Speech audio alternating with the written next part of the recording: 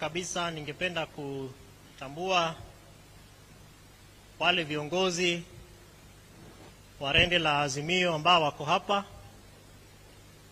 viongozi wetu ambao pia ni viongozi wa vyama vya kisiasa. Ninaona hapa wamejaa, wamefurika furifuri.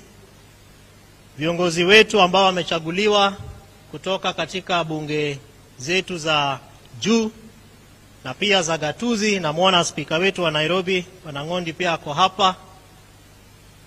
Viongozi wa sekta mbalimbali wa Kenya wenzangu, mabibi na mabwana, hamujambo? Bwana Yesu Kristo asifiwe. Salamu alaikum.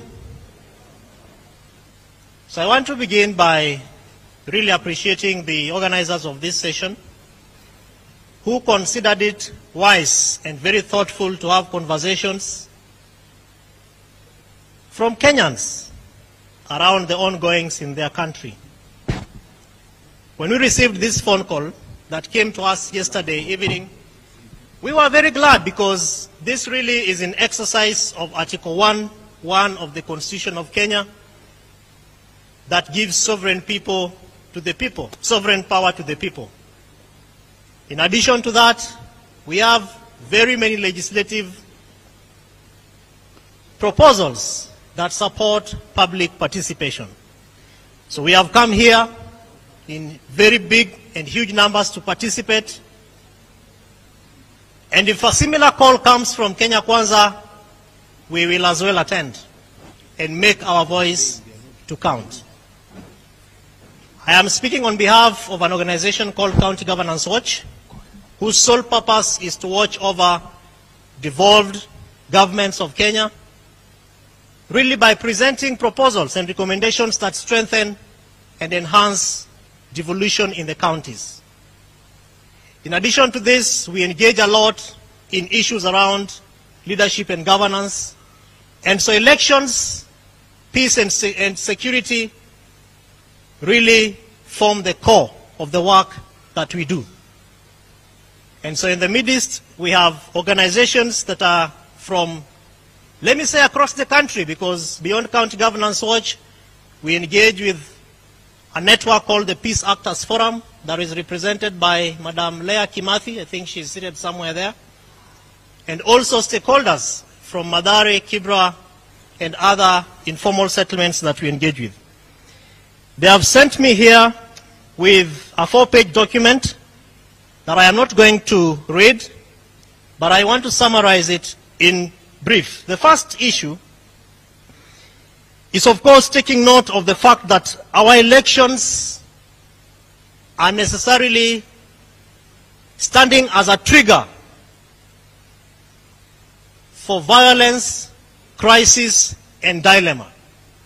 And this is happening because, as a country, we have failed to really look at the far greater challenges that the country is facing. And so if you look at very many platforms that have been presented to us, very many conversations that have taken place in this country, there are lots of unfinished businesses. And that is why, even as we stand in this very non-partisan platform, we want to appreciate Baba. Because I keep telling people that if Baba told us that kulikuwa na mamluki pahali, na kuna watu walikataa, na akasema nimewaona wameingia na mlango huu, na msipowazuia na kuwaziba watatoka na mlango hii ingine. After a few weeks, what happened? The faces of the mamlukis tulionyeshwa, waliangazwa. If Baba says that there is an issue with this server, if Baba says that there is an issue with this server, si basi tutaweka server pia wawe mamluki, na baadaye kutakuwa na sehemu na pahali ambapo ukweli wa huo server utajulikana. And so we take note of processes such as the Kenya National Dialogue and Reconciliation processes of 2008 that raised issues. 4 among those issues: constitutional and legal institutional reforms, land reforms, tackling poverty and inequality, tackling unemployment, especially among young people, and of course cross-cutting issues such as consolidating national cohesion and unity while addressing transparency, accountability, and impunity. As a network and an agency, we are convinced that the political process that we currently have, especially bordering on largely the reasons why we are here, focus on humiliating competitors, critics, and those who do not agree with the views, rather than building consensus and strategies for solving our country's issues. So we take note of progressive processes that have taken place to try and deal with some of those concerns, but we are also convinced that the people, the economy, eradication of suffering and promoting dignity are not a preserve of politics and therefore of governments. Progressive voices have to be given their place at those particular tables. And that is why, beyond the Agenda 4 issues, the three concerns that I've raised are concerns that are bedeviling Kenyans today. Consequently, and despite being detailed in past review processes, including the Kenya and NEPAD APRM process reports, the Justice Waki and Krigler commissions, the National Cohesion and Integration Commission reports, the Truth, Justice and Reconciliation Commission TJRC report that of course led to the 2007-2008 Kenya National Dialogue and Reconciliation process, the Vision 2030 document itself, and much more closely, we take note of progress and regress that were made in the 2017 Joint Parliamentary Select Committee. And one agenda that not so many of us have talked about here today is the Building Bridges to Unity process that was quashed by our courts. These, ladies and gentlemen, are opportunities that give us the privilege, therefore, to make progressive steps that give us platforms to be able to exercise progressive aspects that therefore address the conflicts and the challenges that Kenyans are facing. The second broad conceptual challenge that we submit to Azimio today is the increasing feeling of hopelessness among the citizenry due to being disempowered, and indeed the lack of organizing, lack of an objective and consistent voices among the citizen groups. Must it be the Right Honorable Raila Amolo Odinga who will stand between the injustices that Kenyans are facing and the progressive steps that Kenyans require from their governments? The answer is no. And therefore we are hoping that in all these additional processes that are being undertaken, including the latest, which is the bipartisan process, that this degree of helplessness that Kenyans are facing is going to be addressed, and that it is neither the Right Honorable Raila Amolo Odinga and his fellow leaders and the government, but that Kenyans will begin to have the conscious thinking and understanding that we have a responsibility that has been given to us by our constitution to exercise certain sovereignty. Therefore, in finishing, what are our 6 proposals to Azimio and to the bipartisan committee? Number 1, we are proposing that we need to restructure the executive to dignify and institutionalize the opposition to perform its oversight role effectively within a presidential system. Now, this memorandum explains the pros and cons of a presidential system, the benefits that Kenya has been able to accrue between the presidential and even the parliamentary system that we enjoyed its stint a few years ago. The Constitution of Kenya, therefore, provides that elections, as Suba Churchill rightfully said, will be held every 5 years. But it also establishes an electoral management body, otherwise called the IEBC, Independent Electoral and Boundaries Commission. The mandate and the functions of that commission is to conduct free, fair, transparent, and accountable elections for Kenyans. In exercise of that mandate, Kenyans vote for 6 positions that, of course, interest different contestants. Going by past electoral experiences, we have been told that winning the presidency means getting everything and losing everything if you lose and fail to become the president. This is happening both at the national level, regional levels, county levels, but even at an individual level. When you run for president, like the 4 candidates who ran for office and did not lose it, where do we take you to? What does that mean for us as a people? And therefore we are proposing that we need to begin to have a conversation as candid as is possible to review this structure that therefore will be able to open up certain spaces for us to be able to look at how we can be able to strengthen accountability, transparency, and indeed integrity of various agencies. The second issue that we are raising, devolution.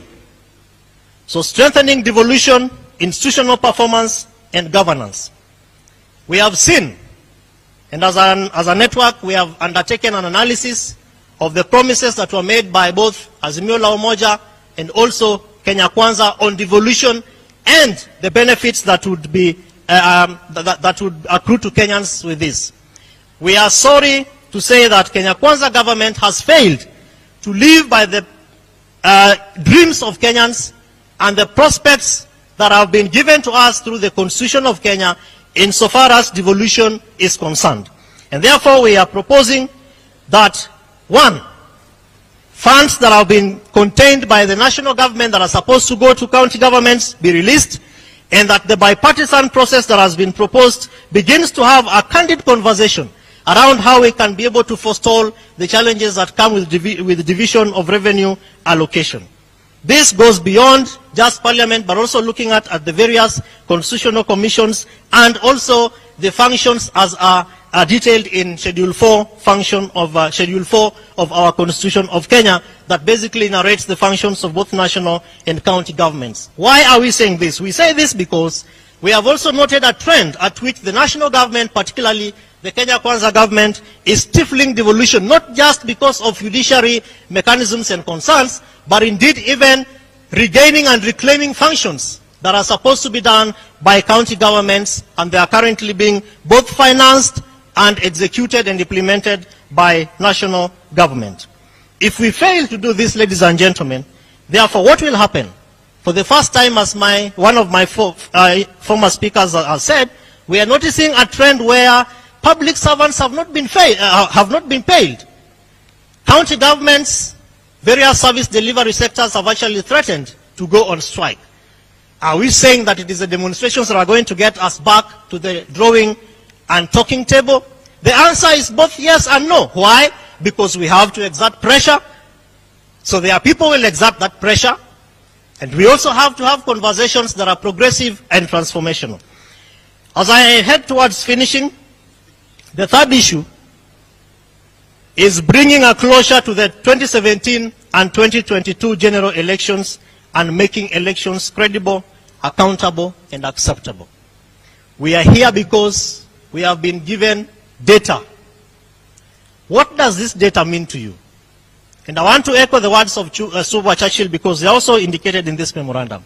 Article 35 of the Constitution gives any citizen of the Republic of Kenya the right of access to information held by the state.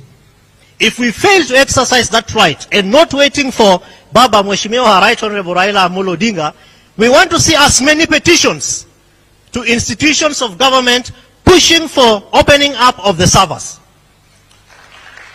It doesn't have to be Raila Amolo Odinga.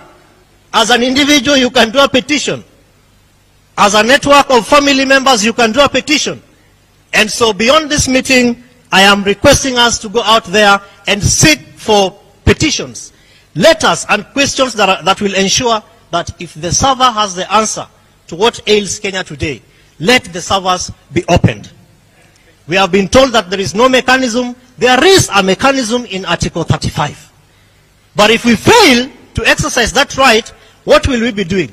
Let's go back to the voter turnout of 2022 elections. More than 10 million plus people did not vote. Young people, particularly 8.4 million, didn't turn up to vote. If we fail to strengthen reasons as to why Kenyans go to an election, 2027 might not even attract a 34% voter turnout. Why? Because Kenyans will ask the question, what does my vote mean? And so we are also asking that question. What does waking up early in the morning mean to us? What does it mean to our government in office? Let us exercise our sovereign power, ladies and gentlemen, to push for implementation of Article 35 and Article 38 of the Constitution that gives power to people for universal suffrage on elections. Because failure to exercise that power, the young people of the generation that are following up to Mheshimiwa Raila Amolo Odinga will not wake up to go and vote. That means that there may be no elections in 2027. Lastly, cost of living. How many of us have 100 shillings in our pockets? Kenyans are crying. We want food. And it is the responsibility of any government that calls itself a caring government to provide mechanisms, stable environments, and opportunities for people of all cadre, whether elders, young people, persons with disability, the youth, women, children, to find food to eat. Children want to go to school. We are asking the government to exercise its power to make cost of living affordable, achievable for the majority of Kenyans. I thank you so much for listening to me on behalf of the people who sent me here. God bless you, God bless Kenya, and God bless Azimio. Asanteni.